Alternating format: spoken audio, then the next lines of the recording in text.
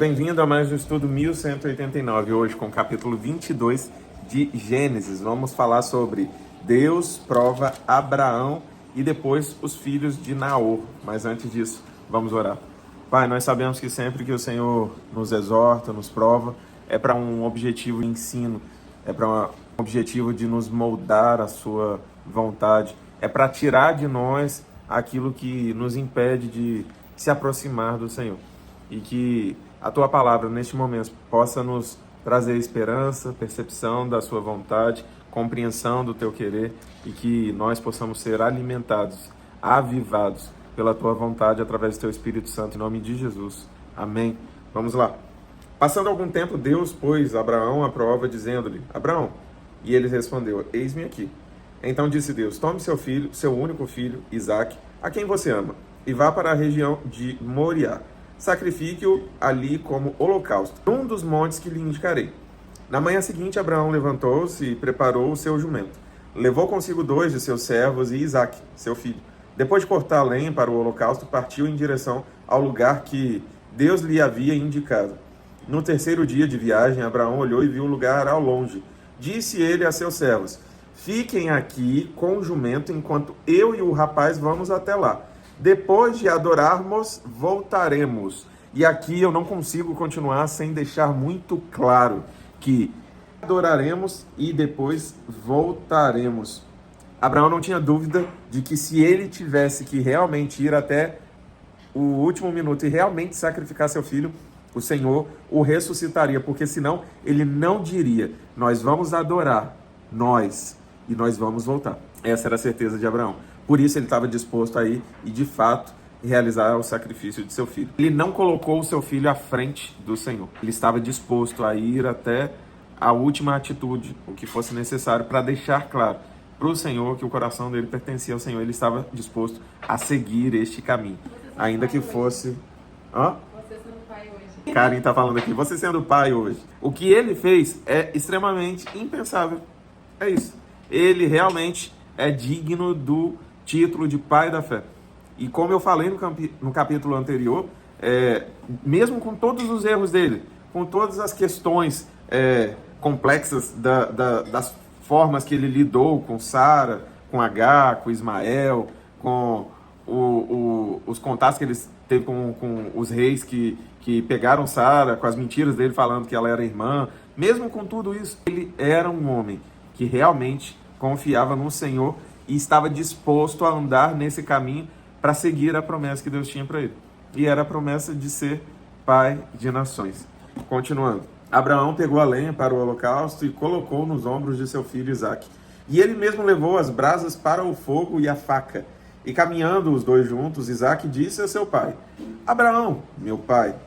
Sim, meu filho, respondeu Abraão. Isaque perguntou: As brasas e a lenha estão aqui, mas onde está o cordeiro para o holocausto? Respondeu Abraão: Deus mesmo há de prover o cordeiro para o holocausto, meu filho. E os dois continuaram a caminhar juntos. O menino talvez estivesse sentindo que algo esquisito estava prestes a acontecer. E ele também não foi uma criança que em nenhum momento aqui do relato fala que Isaque brigou, correu, fugiu, teve medo. Vamos continuar lendo e a gente vai perceber que a postura dos dois era de submissão. Quando chegaram ao lugar que Deus lhe havia indicado, Abraão construiu um altar e sobre ele arrumou a lenha. Amarrou seu filho Isaque e o colocou sobre o altar em cima da lenha. Então estendeu a mão e pegou a faca para sacrificar seu filho. Mas o anjo do Senhor o chamou do céu. Abraão, Abraão, eis-me aqui, respondeu ele. Não toque no rapaz, disse o anjo. Não lhe faça nada. Agora sei que você teme a Deus, porque não me negou o seu filho, o seu único filho. Talvez Abraão tenha chegado mais próximo do que todos nós. Um dia chegaremos do sentimento de Deus em relação a Jesus, quando entregou o seu filho. Talvez Abraão tenha sido uma das maiores referências de analogia do Senhor, do próprio Deus entregando Jesus. Ele estava disposto a sacrificar Isaque por obediência ao Senhor.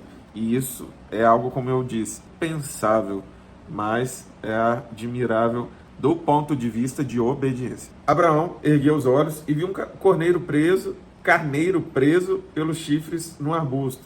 Foi lá pegá-lo e o sacrificou como holocausto no lugar de seu filho. Abraão deu àquele lugar o nome de o Senhor proverá. Por isso até hoje se diz, no monte do Senhor se proverá.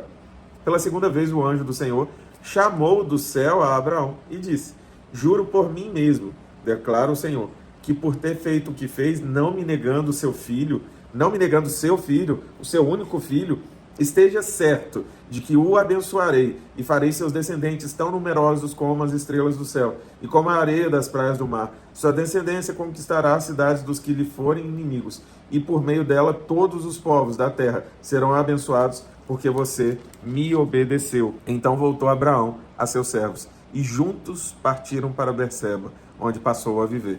Aqui nós vemos mais uma vez a promessa do Senhor sobre uma geração que seria abençoada por ele, mas até o último minuto Abraão foi provado em seu posicionamento. Ele foi provado deixando esse filho para a velhice de Abraão, ele foi provado ao ter na velhice o seu único filho, Isaque, seu único filho com Sara, o filho que era a promessa do Senhor. Ele deixa que essa promessa seja sacrificada. Mas acontece tudo que nós lemos e a gente vê que o Senhor se agrada do posicionamento de Abraão. Passando algum tempo, disseram a Abraão que Milca dera filhos a seu irmão Naor. Uz, o mais velho, Buz, seu irmão, Quemuel, pai de Arã, Esed, Azo, Pildas, Gidlaf, Betuel, pai de Rebeca. Estes foram os 8 filhos que Milca deu a Naor, irmão de Abraão.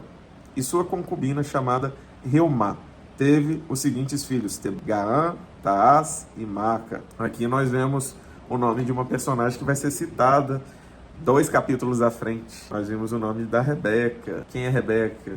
O que vai acontecer com Rebeca? A gente vai ver daqui 2 capítulos. Lá no capítulo 24 nós vamos saber por que as filhas de Naor foram citadas, os filhos foram citados, e tem a personagem Rebeca que foi mencionada aqui, que é uma personagem que vai fazer parte da construção da nação de Israel. Que você possa se inspirar nesse ponto da vida de Abraão e se tornar obediente, de forma que, mesmo aparentemente abrindo mão da promessa por obediência, você esteja concretizando-a, você esteja validando aquilo que o Senhor tem para você. É um desafio, é realmente muito complicado, e quando eu analiso do meu ponto de vista, eu tento aplicar a palavra na minha vida, eu sei que o que ele fez, e eu não estou falando de filho, eu estou falando de promessa, tá? O que ele fez em relação ao filho, eu acredito que com 99% de certeza eu não faria, não chegaria a esse ponto. Hoje, não. Seria assim, um momento em que eu ia falar, tá, então se para eu ter a promessa eu vou ter que perder minha filha, eu não quero. E aí eu não teria a promessa. Mas vamos tratar de outras questões. A promessa em relação ao emprego, em relação ao imóvel, ao negócio, a promessa em relação ao ministério. A promessa. Às vezes nós tentamos cumprir essa promessa com as nossas forças. E nós somos muito tentados a usar a nossa força. Que você possa, e eu falo isso para você pensando para mim, tá? Desejando isso para mim. Que nós possamos, de fato, buscar ao Senhor, confiar nele e se submeter, para que o desejo dele, a vontade dele sejam soberanas sobre a nossa vida e que se cumpram na medida que ele quiser, quando ele quiser, como ele quiser. E até lá, que a gente continue obedecendo, caminhando em direção à promessa. Ainda que demore, está no tempo de Deus. Talvez demore para você, mas está no tempo de Deus. Deus te abençoe, você e sua casa, sua família, e que todas as promessas do Senhor alcancem a sua vida e que você tenha paciência para esperar cada uma delas. Que eu tenha paciência para esperar cada uma delas. Em nome de Jesus. Até amanhã, meio-dia.